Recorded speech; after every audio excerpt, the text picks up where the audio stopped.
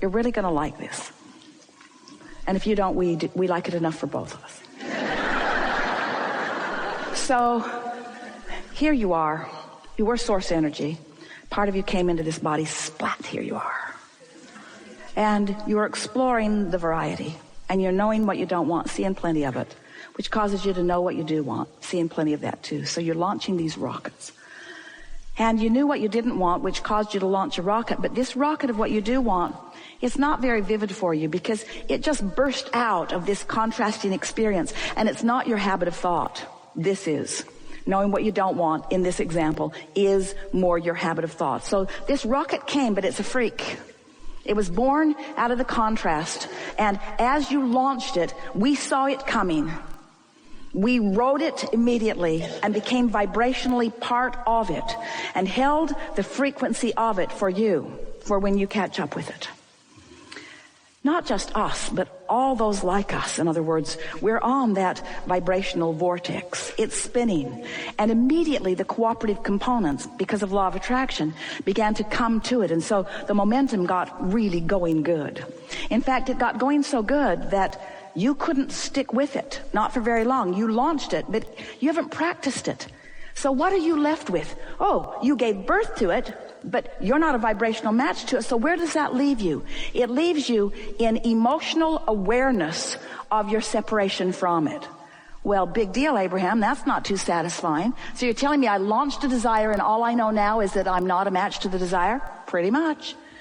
But that's worth knowing everything, because if you know you launched it, if you know it's yours, if you know source energy is focused upon it, if you know source energy is holding the signal of it, then even though you're not a vibrational match to it right now, that doesn't matter, because you have plenty of time. It's not going anywhere. You now know that you've launched the rocket. And so now you say, all right, I'll focus upon the fact that it does exist, even though it hasn't evidenced itself. I'll accept that it's in my vortex, even though my point of attraction hasn't allowed me to realize it yet. I'll accept that I've done step 1 and that you're doing step 2, and I'll look forward to step 3. I'll accept all of that. I'm feeling a little better about it just thinking about that. Feeling better about not having the manifestation of it. In fact, maybe even feeling a little eager about it. So now you're talking in general enough terms that you are no longer a vibrational mismatch to it. You are, in general terms, matching it because you believe in law of attraction. You believe in your own worthiness. You believe in being human and launching the desire. And so now you somehow, some way, work yourself into vibrational alignment with it. In other words, you just stop doing the stuff that you've been doing that kept you from being there. You started focusing on laws and processes instead of evidence that was pointing out when you weren't doing it. You started focusing upon the laws and the processes that meant that maybe you could do it. And, all of a sudden, you click into place with it. You close the gap. You don't know really how you did it. You just monkeyed around with it until you managed it. But you came into alignment with it. And when you did, you felt relief. You felt relief as you released the resistance. And now you are a perfect vibrational match to your desire. Your grid and your desire equal one another. And now it cannot be any other way. It must reveal itself to you in full manifested form. And it does. And you say yes for a minute. Because in the moment that it manifests, you not only have the confirming knowledge that you have managed to find alignment with it, but you now have, we love you so much, another set of contrasting experiences, which are launching another rocket of desire to which you are not a vibrational match. But now you know what to do. This time it's not going to take you so long. This time you're not struggling so hard. So what if it hasn't manifested? It's coming. I know that I'm good at this. I can align. All I have to do is clear my mind and not focus upon the absence of it. Stop beating the drum of what I don't want relative to this. Stop keeping active the opposite of what it is and start thinking a little bit more about the presence of what it is. Or change the subject altogether and look at other things that feel good to me. And now somehow, some way, you don't really know exactly how you did it because you did it sort of gradually and incrementally. Maybe some someone else walked into your room, some teacher, somebody that's holding you as their object of attention, knowing that you can do something that you didn't know you can do, and suddenly you're in vibrational alignment with it. You don't really even know how you figured it out, but oh boy, did you feel the relief of it as you came into vibrational resonance with this new desire. And now you are your grid. You are in the perfect vibrational place of what's in your vortex. There's no vibrational separation between where you are and where it is, and it flows into your grid, and you feel the exhilaration of the relief of that, and then it manifests. And this time you say, I did that, I did that, I did that, I did that, and you're so happy for about that long. And as it manifested, now here you stand with it, the manifestation of it, evidence of your vibrational alignment, and we love you so much, another set of contrasting experiences that cause you to launch another rocket of desire. So after a while, you begin to recognize that you're not ever going to get it done.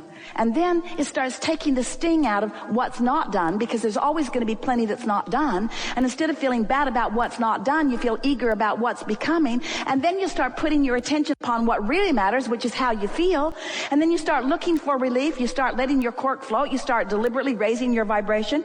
You start looking for reasons to feel good, making lists of positive aspects, going to the places that make you feel good, giving yourself the right, giving yourself permission to do more things that are fun and less things that are hard, more things that feel good and fewer things that are assigned to you by others who are trying to get you to prove your worthiness.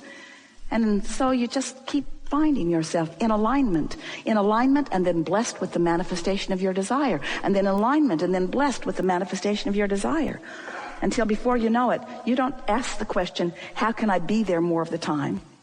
You just acknowledge, hey, I'm there mostly. And oh, every now and again, I get this fantastic piece of negative emotion that lets me know that I have some big expansion that I'm ready to come into vibrational alignment with.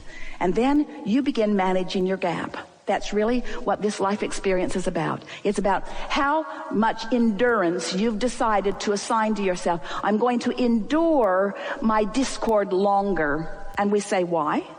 And you say, because it makes me popular among other humans. They seem to like my suffering. And we say, if we were standing in your physical shoes, we'd suffer if we couldn't figure out how to do anything otherwise. But we'd be figuring out pretty quick how to relieve ourselves of the suffering of our own negative attention toward things that are a vibrational mismatch to the whole that we have become. You are the creators of your reality, and you came forth into these magnificent bodies with clear intent. And you knew that you would be exploring the contrast, and you knew that the contrast would inspire you to new heights. And you knew that that vortex would fill to the brim with all kinds of magnificent things, and that law of attraction would bring a synergy to it, and that the cooperative components would all be gathered. And you intended full well to be very speedily along the way to be one of those cooperative components. And you knew that you would have guidance within you that would let you know how much cooperation you were giving to this cooperative vortex. You knew that your emotions would tell you where you are, and it was your full intention to follow the thoughts that felt the best, knowing that life would just keep causing and expanding you, and that the fun of life causing and expanding you is to consciously keep up with that expansion. To consciously keep up with your expansion. That's what life is all about, you see. Not one of you said, I'll pay the price, I'll go forth and suffer, I'll turn the world around, I'll help point out the errors of their ways, I'll make the world a better place. Every one of you said, I'll go forth and I'll carve out my individual and powerfully important impression of what would be an improvement. And then I will punctuate it by aligning with my idea and allowing the evidence of it to actualize in my experience. That's what this expanding universe is all about. Here's the biggest piece that we want you to hear. We so want you to hear this. Stop beating up on yourself and make peace with negative emotion. All of you, we want so much for you to make peace with the glorious guidance system that you have within you. Make peace with negative emotion. Make peace with it. Make peace with it.